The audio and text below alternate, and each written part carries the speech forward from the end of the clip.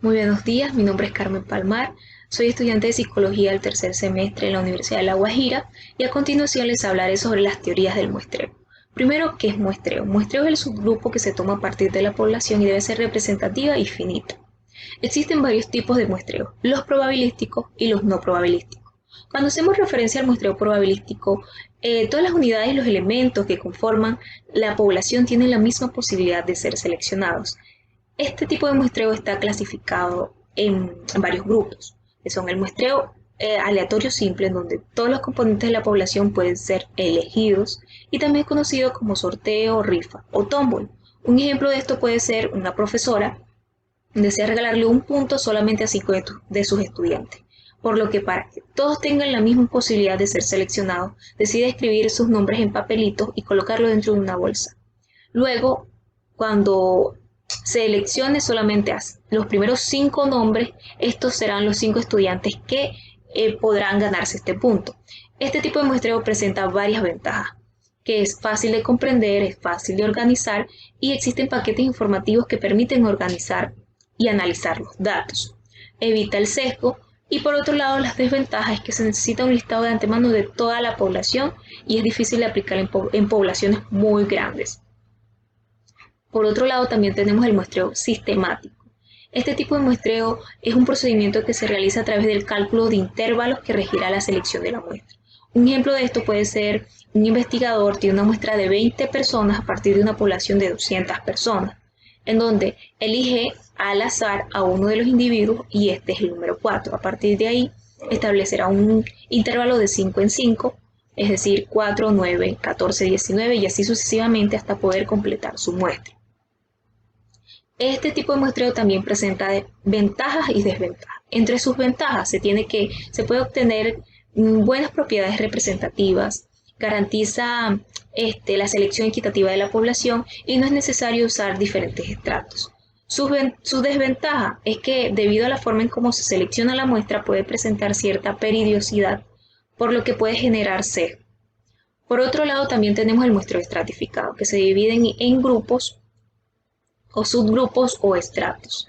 Esto es debido a diferentes o a la variabilidad que puede someterse al estudio de la población y que se encuentra en esta. Este se debe tener en cuenta para poder extraer la muestra. Un ejemplo de esto puede ser que se desea tomar la muestra de aquellas personas que les gustan las novelas españolas, por lo que se tiene que el 15% representa a los hombres y el 85% representa a las mujeres. Entonces, a partir de esto se tiene que por cada 15 hombres, 85 mujeres gustarán de las novelas españolas. Este también presenta varias ventajas y desventajas. Entre sus ventajas se reconoce que varias características claves de la población, se conoce el número de cada uno de los estratos debido a que también son pequeños grupos, se puede realizar en mucho menos tiempo y esfuerzo y por otro lado tiene mayor precisión estadística. Entre sus desventajas es que se puede utilizar diferentes marcos teóricos para cada uno de los estratos, requiere mucho más, de alguna forma en algunos casos requiere mucho más tiempo y puede llegar a ser muy costoso. Por otra parte, también tenemos otro tipo de muestreo probabilístico que es el por conglomerado. También ya puede ser, se divide en grupos o puede ser también por clústeres, áreas o cúmulos. A partir de esta división se conforma a partir de características heterogéneas de la población y por características comunes que tengan entre sí. Un ejemplo de puede ser un investigador desea estudiar el rendimiento académico de aquellos estudiantes de posgrado de psicología. Entonces, él decide hacer diferentes grupos para poder estudiar con mayor precisión de las diferentes universidades, de los diferentes estratos y el rendimiento académico de estos estudiantes. Entre sus ventajas, pues, es eficiente en poblaciones muy grandes y dispersas. Es muy práctico, es muy fácil de usar desde el punto de vista práctico y no es necesario un listado de toda la población, sino de las unidades primarias. Entre sus desventajas es que tiene un alto índice de error mucho más que las otras técnicas y requiere mucho más tiempo y esfuerzo, por lo que también puede llegar a ser muy costoso. Por otro lado, también tenemos el muestreo no probabilístico, en donde todas las unidades y componentes que conforman la población no se les presenta la misma posibilidad ni se les garantiza la misma posibilidad de ser seleccionados. Existen varios tipos de muestreos no probabilísticos, como son el muestreo por cuota. El muestreo por cuota es aquel en donde se dividen varios grupos y a partir de la división de estos grupos se seleccionan muestras de cada uno de ellos. La diferencia entre el estratificado y el muestreo por cuota es que el estratificado se realiza al azar, mientras que el muestreo por cuota se realiza según el criterio del investigador. Un ejemplo del muestreo por cuota podría ser que se desea estudiar el nivel de ansiedad de 2.000 personas, por lo que se establecen 3 estratos, según el rango de edad. El primer rango de edad va de entre 18 a 25 años, el segundo rango de entre 26 a 50 años y el tercer rango de 50 a 80 años de edad. Al analizar los datos, obtenemos que el 45% pertenece al primer rango de edad, el 40% pertenece al segundo rango de edad y el último 15% pertenece al tercer rango de edad.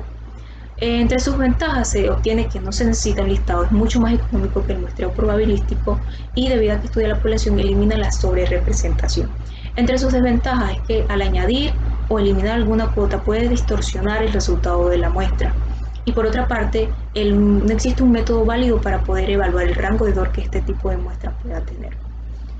Otro tipo de muestreo no probabilístico es aquel muestreo por conveniencia, en donde el investigador decide seleccionar aquellos individuos que están más a su alcance, ya que es mucho más sencillo y fácil de analizar. Un ejemplo de este tipo de muestreo es el hombre que fue a la luna. Al escoger alguna roca, eligió aquel que estaba a su mano o a su alcance.